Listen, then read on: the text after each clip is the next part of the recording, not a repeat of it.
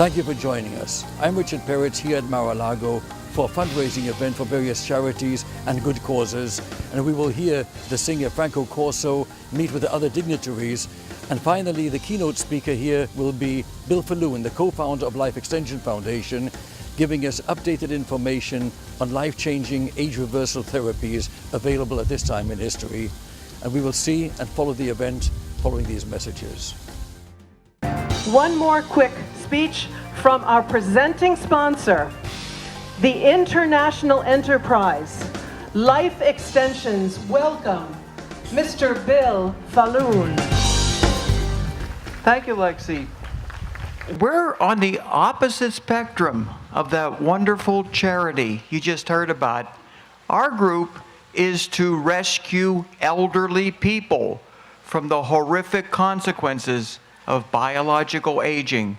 I hope everyone here appreciates the privilege it is to live in an era where the prospect of human age reversal is transforming into biomedical reality. And at 2:30 this afternoon, I'm going to make a historic announcement about using existing technologies that you can obtain at your doctor's offices to reverse your aging process via the renewal of your own stem cells. We all have our same stem cells, by the way. The same stem cells we were born with, they still exist in our body, but they're old. They're not functioning like they used to. And the good news is 4 compounds. And just think, in 1903, the Wright brothers took off, and look what we have right now. The technology is accelerating in the biomedical sciences so quickly that we can confidently tell people right now, no matter how old you are, we can almost certainly renew your stem cell functionality. And when that happens, your stem cells start producing healthy, functional cells in every organ system of your body. So at 2:30 this afternoon, we've got a ballroom reserved, and I'm going to put on about a 35-minute presentation that's going to inform you as to what you can ask your doctors for right now to gain access to a stem cell renewal technology. I have no financial interest in this, by the way. I'm doing this to generate results. So when you start feeling younger and when your clinical measures start to improve, you tell everyone you know, and we start a life extension revolution. Thank you all for attending. Thank you so much.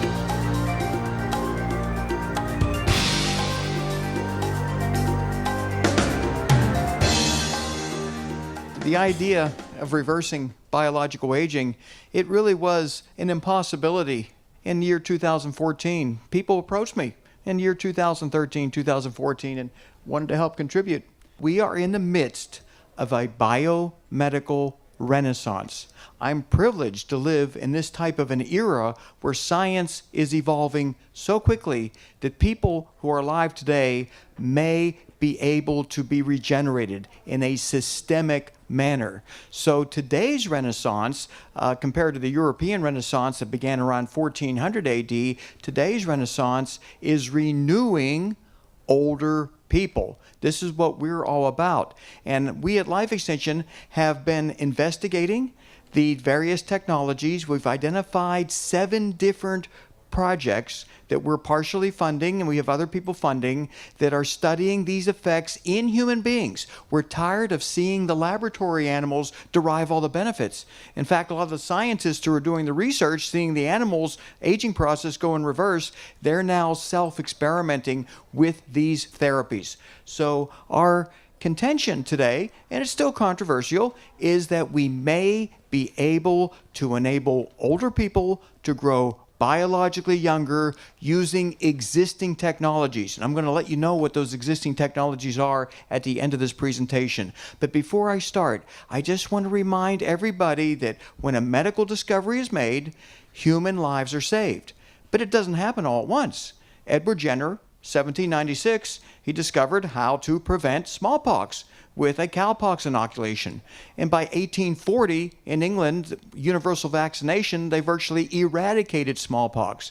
But in the 20th century, when all of us were born, there were still people dying of smallpox. 300 million people died of smallpox in the 20th century because they didn't have access to the information or the technology. Everyone in this room has access to technology that can reverse their aging process. The bottom line is we don't have a lot of time. I'm 63 years of age. When I wake up every morning, I pretend I'm 97. An unhealthy 97, I need to accelerate this research in order for people to derive these incredible benefits. But it's important to understand that the technology we're talking about is not available to everybody. And we know more about aging today than what Edward Jenner knew about smallpox. In fact, Edward Jenner didn't know anything about what caused smallpox because they didn't know viruses existed. Think about that. He was able to eradicate smallpox without knowing there were viruses. On the other hand, we know multiple pathological mechanisms involved in aging. And we know how to slow down and even reverse some of those multiple mechanisms you see on this screen. Now, for those who don't know me or Life Extension, this is an organization I founded in 1977. And in 1980, we got our first check in the door for a subscription to our newsletter. So most of our publications talk about 1980 as being the time where I guess we were in business. Someone wrote us a $27 check for our anti-aging newsletter. So we've been around 40 years, and we do have a track record in which we've been able to demonstrate aspirin reducing the risk of heart attack, ischemic stroke, coenzyme Q10 helping out with heart failure, DHEA to boost immune function along with melatonin, and probably more important than anything else we've ever done, public access to blood tests. You don't have to go to your doctor and say, will you test my homocysteine level? Will you test my C-reactive protein? You can order those tests yourself on your own, get your blood workup done, and then go to your doctor with your blood workup in hand. That lets your doctor do a much, much better job. Now, the media, they're paying attention to these scientific discoveries. Front page covers are talking about people living for indefinite periods of time. But the media doesn't get it right.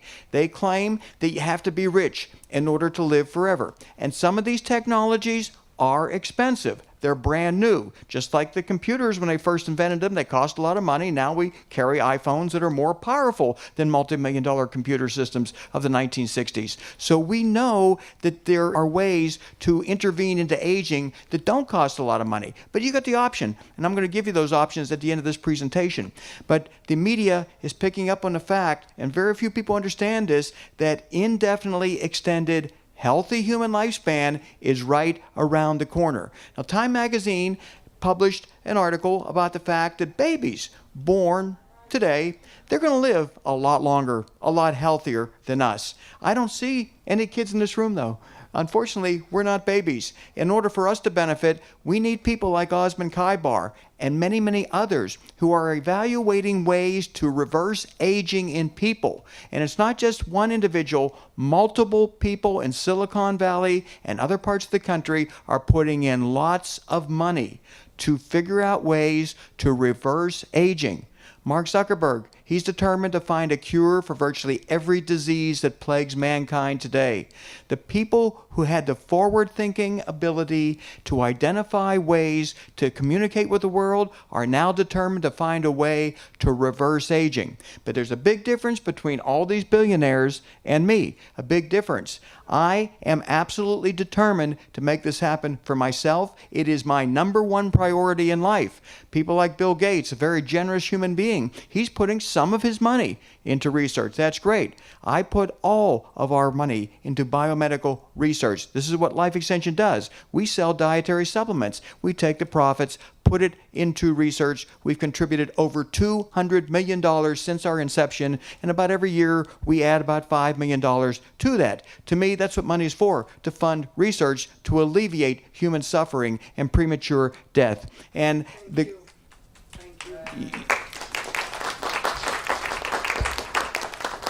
And Some people are looking to make a lot of money at this, and I applaud them for this. I want lots of competitors out there figuring better ways to reverse our aging process. And even the government's getting in on it because they're realizing, hey, Medicare, we can't afford to fund the illnesses that elderly people are contracting. If we can just reverse aging 5 or 10 years, we can spare Medicare from insolvency. Think about that. We add decades of healthy life and we spare Medicare from insolvency all at the same time.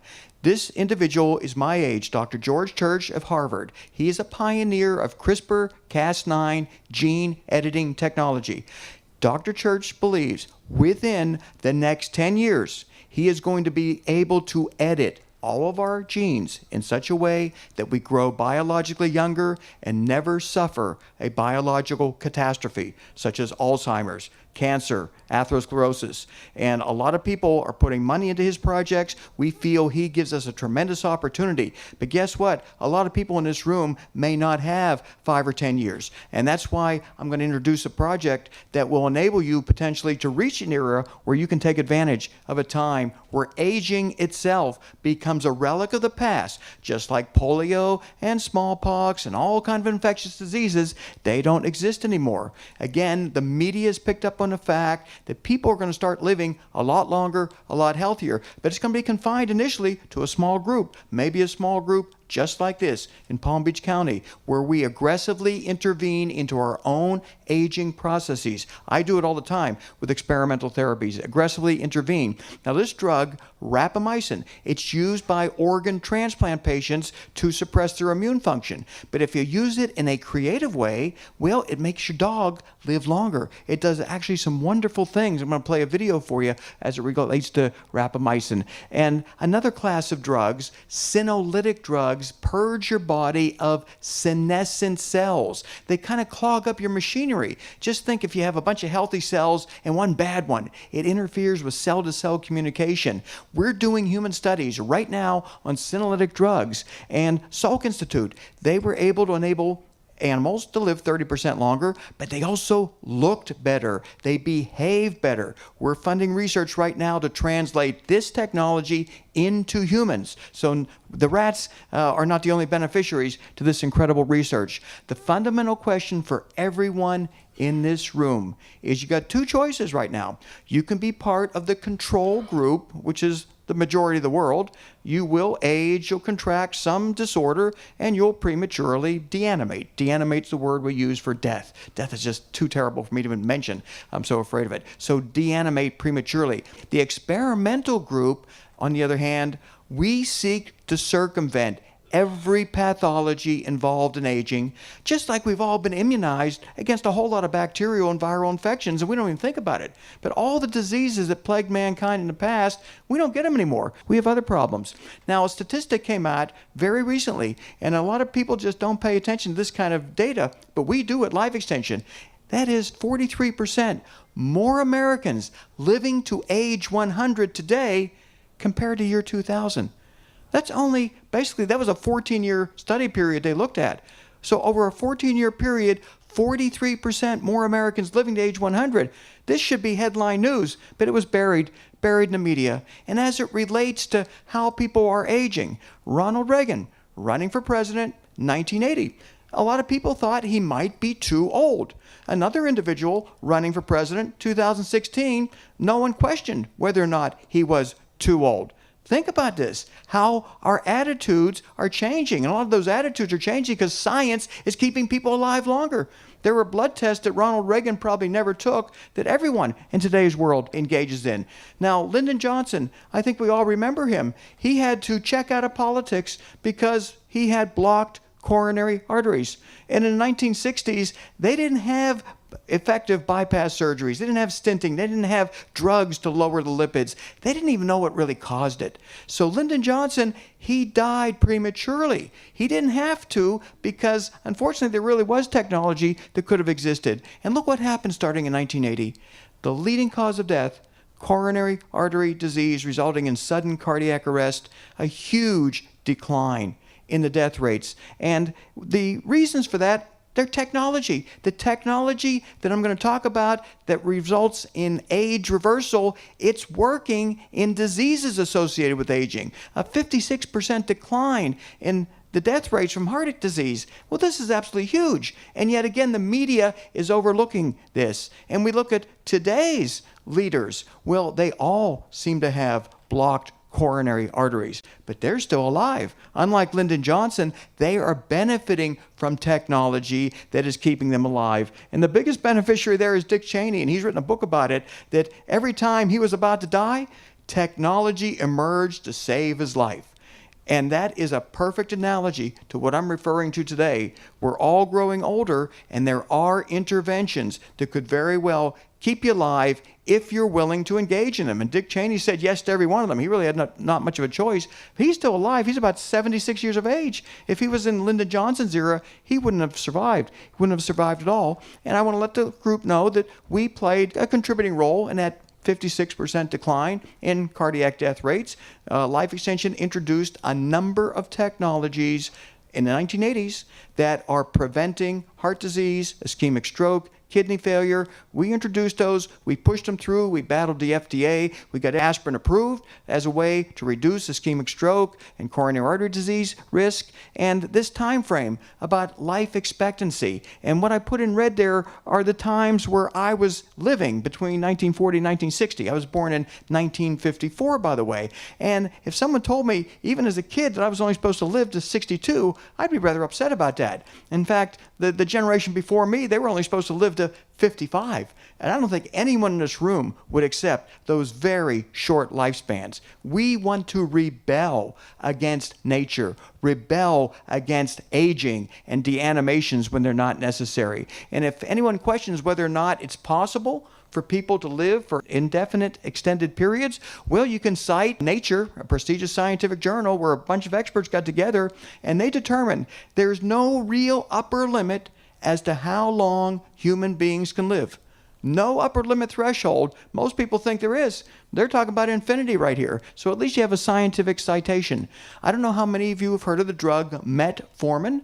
It's an anti-diabetic drug. I've been taking it for about 20 years. I'm not a diabetic. I take it to slow aging. I take it to prevent cancer. We recommend cancer patients to come to us to get on metformin because of its potent anti-cancer activities. Wouldn't it be wonderful not to get cancer as opposed to face treatment, which can work, but it's really nasty, as we all know. Now, the media has published a lot about this metformin clinical trial, and elderly people are scrambling to get into it. But none of you want to get into that clinical trial, because you can take metformin right now. So you don't risk getting a placebo. You can gain access to metformin right now through your doctor, or just order it offshore and we can recommend a dosage for you. But just again, to let people know, Life Extension, we recommended metformin back in 1995 to healthy people to slow down their aging process. A number of our supporters have been using metformin. I think every day more and more are convinced to use it because we believe this drug, which your doctor can prescribe or just order it from Canada or England, it is a lifesaver. This is an important drug. Anyone who can tolerate it should be on metformin. Now, the technology that excites us the most is the idea of using young plasma to rejuvenate older people. And in the animal model, it works. You suture a young mouse onto an old mouse, that old mouse grows biologically younger. And this Nature study published in 2015 said there's enough evidence in the animal models now to start incorporating this technology into humans, treating elderly humans with young plasma. And the data is not being ignored by the conventional people. Harvard, Cambridge, scientists around the world are exploring this, but they're not fanatical like I am. Fanatically are seeking to reverse aging. These people might spend 10 years doing something we'll do in 3 months. Literally, that happens. Johnson & Johnson put $50 million into a study to see if young plasma might help with early stage Alzheimer's. And again, they're just looking to create one treatment to make a lot of money. We're trying to systemically reverse aging. Media giving us great coverage. You read this as a headline maybe, but then you tend to forget it. So what I do is I put it up on headlines so maybe you'll remember it a little bit more.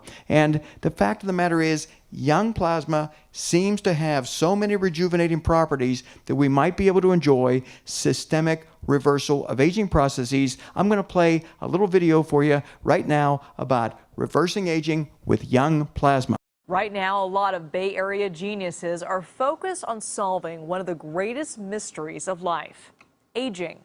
One company is hot on the trail of an answer. Only on 5 tonight, Juliette Goodrich reports scientists may have found a real fountain of youth, one that can repair aging brains in plasma from young blood. Think fountain of youth, but with a twist. What's flowing through the veins of young people may help restore old aging brains. Neuroscientist Carolee Nikolic. The very first reaction, I think, in all of us was skepticism. Nikolic heads up Alkahest, a biotech company in San Carlos. He says plasma contains thousands of proteins that do different jobs. But when his colleagues analyzed plasma samples donated by the young and old alike, they were astonished. We have actually now for the first time discovered that there are hundreds of proteins that change with aging. Young plasma is awash in special proteins that rejuvenate tissues. But as we age, they're replaced by damaging inflammatory ones. So the scientists did a simple experiment with some very old mice. We've sped up the video for time. In a special maze that measures learning and memory, old mice have a tough time remembering how to get out. They're stuck exploring dead ends and making lots of navigational errors.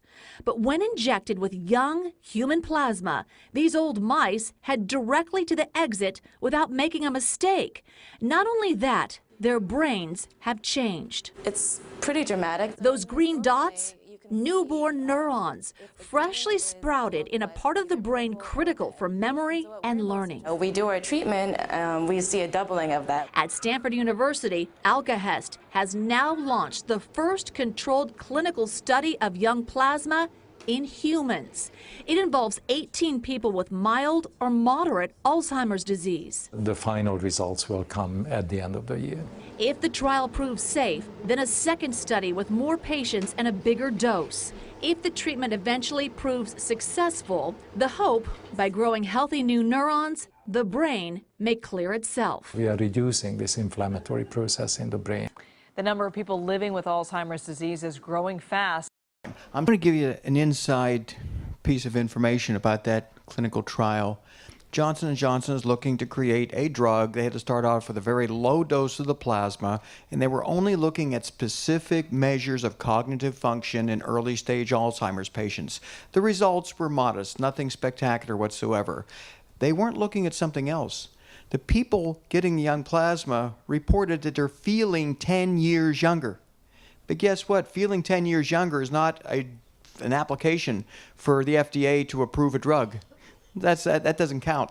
So that study is ongoing. They're going to be using higher concentrations of plasma. But you look at these incredible benefits when just young human plasma is put into old mice. You see these incredible benefits. And the benefit that I'm most impressed with is the mice behaved younger. They acted younger. They're scampering around a cage like babies, like children, as opposed to the old ones that just barely move because they're on the verge of dying.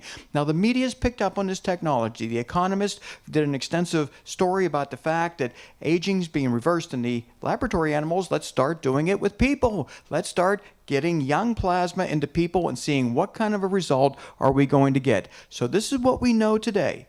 Young blood, young plasma rejuvenates old animals. It's time to start doing it with people. So again, the question for this group is, which area do you want to be in? Because the control group will age normally, and normal aging is not fun. Experimental group, we're going to intervene into every process that we know that dictates whether you're going to live or die, and see if we cannot circumvent these horrible problems. Now, this is the first public announcement that is going to be made about a way to renew your stem cells using existing technologies. Nothing new. Existing technologies are already being used by a number of people. This paper was published just several months ago, and it unifies an approach to stem cell renewal. This is the new unified theory. And just so you understand, by the way, we retain the stem cells for the most part that we were born with. They're still in our bodies, but they age like our somatic cells. Somatics are the functional cells. So the stem cells are still there, but they're getting old. But there's a way to turn back that clock. There's a way to turn back that clock, and it involves 4 factors. 4 factors. Bear in mind, this presentation will be on the website, so you don't have to think if I don't remember these, I won't be able to do this. But boosting AMPK, you know what boosts AMPK? Metformin. That boosts AMPK. SIRT1, sirtuin-1, resveratrol.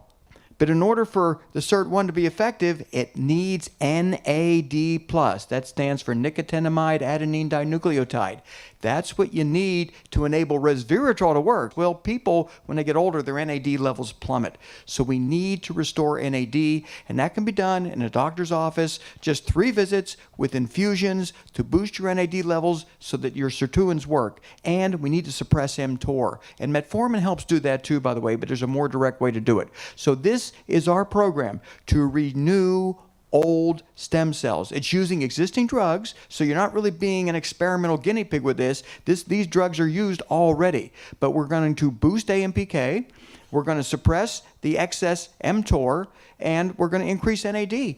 Young people, by the way, have lots of NAD, but when we grow older, it diminishes. And when we get down to a point where there's virtually no NAD, we die. In fact, aging at some point may be redefined as NAD deficiency syndrome, because when our NAD levels plummet really low, well, we don't live very well. In fact, we get sick. And activating the SIRT proteins, sirtuin-1, very easy. So ways to boost AMPK? Well, if you don't want to take metformin, undereat.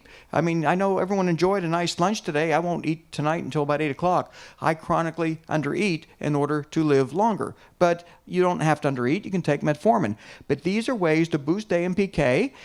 You can increase sirtuin-1, again, by calorie restriction, or just a modest dose of resveratrol. Really easy. But those sirtuins aren't going to work very well without NAD. You need the NADs to enable the sirtuin proteins to function. And when they function, you become younger. So these are valid ways right now, and this is me, April 2017, undergoing NAD plus infusions. I did this for about 8 consecutive days, about 7 hours per day at an outlandishly high dose. I do self-experiment with virtually everything I'm talking about. I'm doing personally, just so you understand. And I had a private duty nurse come to my office and administer the NAD, and I was able to work throughout the process on my computer, writing the Life Extension magazine.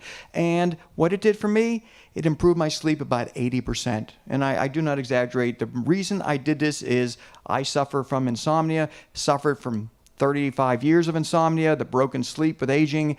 The NAD restored youthful sleep patterns in me. And the reason that I did this is we did a clinical study with 11 people who were over the age of 80, and we weren't looking for sleep improvements. We were looking at clinical measures such as blood pressure, lipids, glucose, and also aging biomarkers. All of them, by the way, improved with the NAD infusions, but all the elderly people reported that they were sleeping better. That was just like a side effect of the NAD therapy. So as soon as I heard that, I said, well, give me that stuff, because I'm not sleeping well. And it improved my sleep about 80%. My systolic blood pressure, by the way, dropped 15 to 20 points. I don't take a very good antihypertensive drug called telmisartan. I don't take that anymore. The NAD apparently restored my ability to expand and contract my arteries so I don't have high blood pressure. And then this is the most controversial drug, by the way, how to suppress excess mTOR. Metformin does it indirectly. Rapamycin does it directly, suppressing mechanistic target of rapamycin, by the way, mTOR. Most people have too much in their body. They want to lower mTOR levels, and in doing so, you induce a process in the cells known as autophagy that clears out cellular debris that accumulated throughout the aging process. So taking just 2 to 6 milligrams only once a week of rapamycin. Now, if you take it every day, it'll be toxic. Once a week, you're unlikely to have any toxicity. In case you're wondering why rapamycin excites us, well, if you love your pet, you might want to consider at least letting the pet try it out. I'm going to play this video right now. Go, everybody, go! Go, go, go, go, go!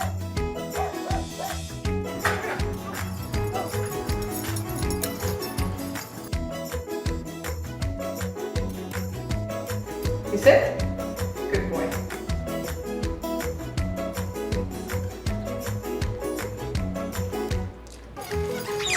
He should be at the end of his life. He doesn't look it. Yes. Before you start taking rapamycin, how long would he run around for? After about 10 minutes of running and playing, he would get really tired, stop, and then his arthritis would kick in. And then he wouldn't walk for the next 2 or 3 days. And now how long will he run around for? An hour or two.